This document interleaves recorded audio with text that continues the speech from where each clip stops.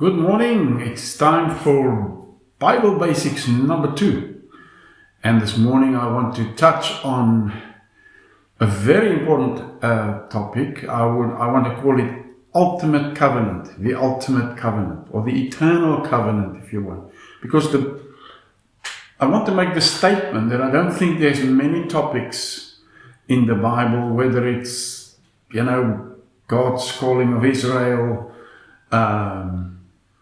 the church, the ecclesia, or even eschatology. There's not much about biblical theology and eschatology, the teaching about the end times, that'll make much sense without an understanding of the covenant. And the fact that the Bible is basically all about covenant. From there also the distinction or division between Old Covenant and New Covenant, Old Testament, New Testament. The Bible is really, and that's the exciting news this morning, a love story. It's about the romance of the ages. It's about the fact that God is love.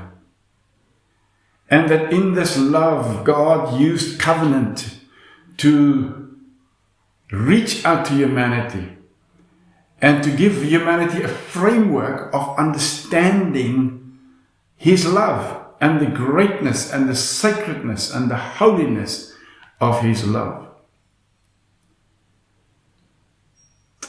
And when we say God is love, it's very important from the start to understand that God is love is not a statement in isolation or a reality that exists in a vacuum, as if God is the sole entity, the stainless steel, holy, distant, transcendent being who is love. Doesn't make a lot of sense. If you said God is holy and only holiness, or God is transcendent, that could perhaps exist in a vacuum and an isolation. But to say God is love is a relational reality. It means that God is a God of community, of relationship, of mutual giving and taking, if you want.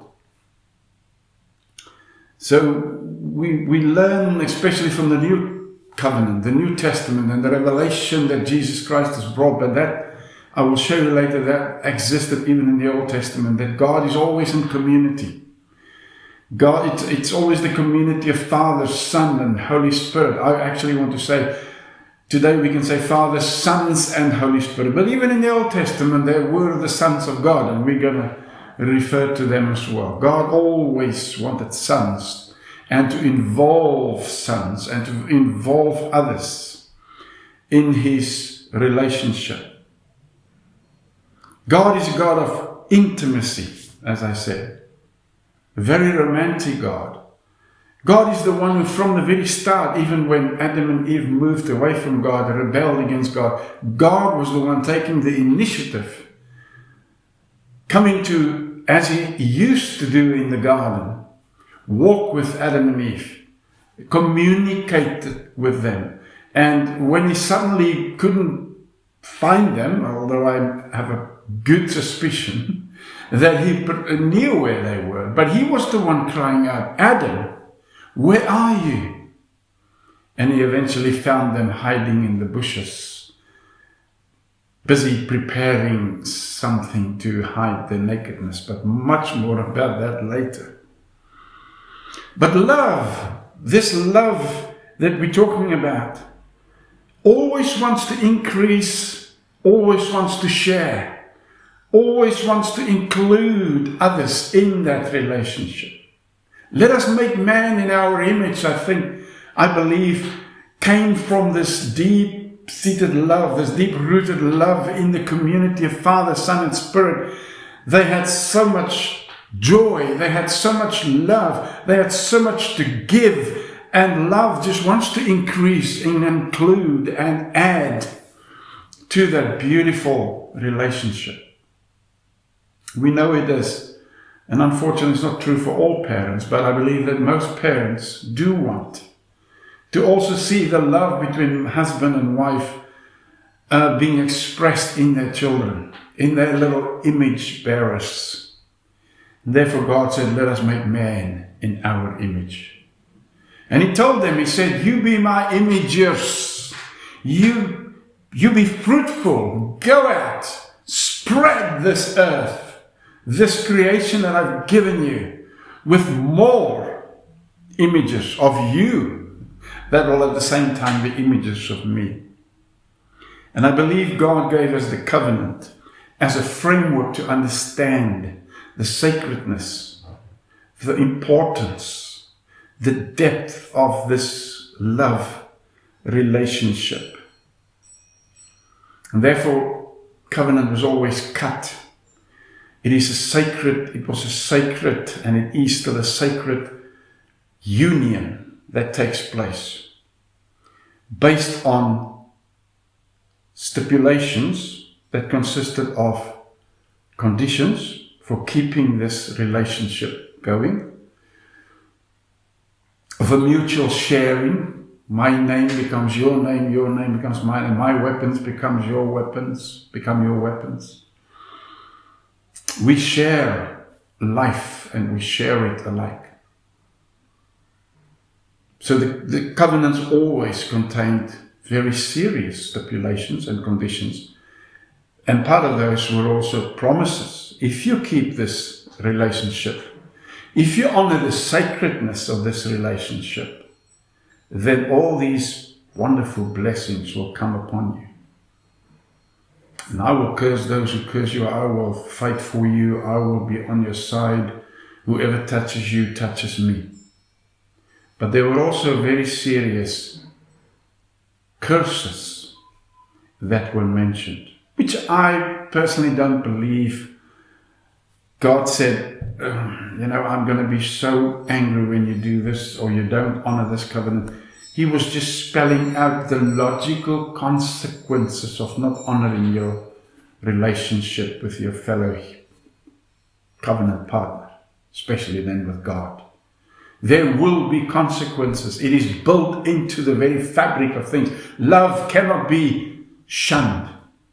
Love cannot be rejected. This kind of holy love cannot just be ignored or walked away from without serious consequences.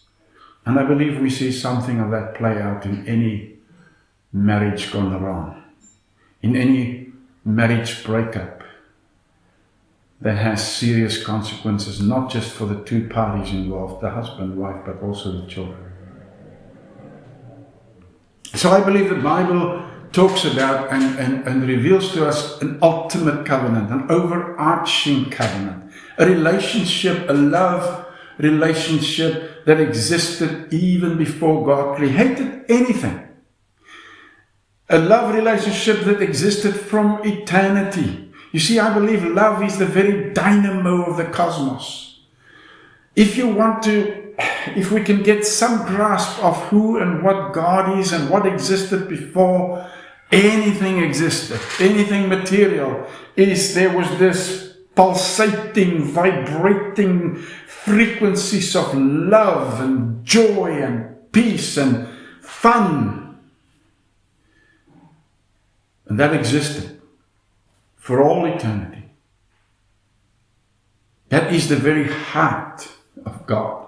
That is the very heart and dynamo of the universe. That is what has given existence to the material world as well. That has given existence to mankind.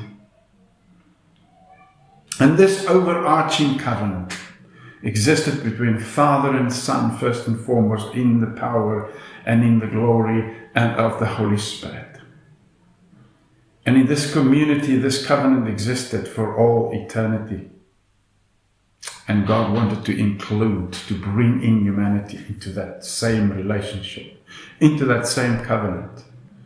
And that's why he said, let us make man in our image. So the first expression of this covenant, this eternal, ultimate covenant, found expression in his relationship with Adam and Eve. You will be fruitful, multiply, fill the earth. You are my images. And even though Adam and Eve failed, this covenant was renewed with Noah after the flood, when once again God said, "Be fruitful, fill the earth with my images." And man rebelled, still continued to rebel, and Babylon took place and nations started to develop. But God continued. God was relentless in his love and his reaching out to humanity. He made his mind up even before he created this lot called humans, that I will include them in my covenant. I will make them part of this eternal romance, this eternal love relationship. And he continued renewing his covenant with Jacob, with Isaac, and so on and so forth. And eventually, after handing all the nations over to the fallen sons of God, which we will explain in a future talk, he said, I will create my own nation, because I want a nation that through whom I can demonstrate to all these rebellious nations what it means to serve God, what it means to be in this love relationship with God, so that they can see the glory and can be drawn into the same relationship. And he called Abram, a Gentile, remember, a pagan. And he made his covenant with Abram, something which we will go into more detail eventually. And then obviously he had to organize, once this people, this nation of Israel was formed and created through the loins of Abraham, and Abram's name was changed to Abraham, father of many nations. God, from the very start, was not just focused on one nation, but the nations. But through this one man and this one nation, coming forth from this man, God wanted to draw in all the nations.